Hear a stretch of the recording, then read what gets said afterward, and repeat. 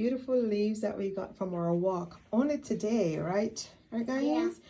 Yeah, and we got pods, leaves, milkweed seeds. Pods, milkweed pods. Where the, yes, we got the milkweed pods. And then we have these two, the grass flowers. And what about these? These are berries from thunderstorm to knock down the big tree. Yes, the thunderstorm knocked down the big tree, and we got then it. These are all the patterns. We can, this one, my papa's favorite color. Is it? Black. And then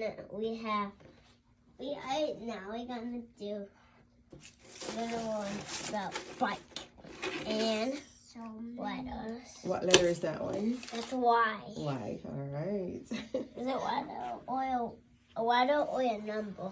A letter. Letter. A letter, yeah, Y is a letter. Isn't this amazing? Look All at from our this nature walk. tiny. Tiny what? Tiny Y, and you put it like this, Mm-hmm. and you break this one in half. It's a 7.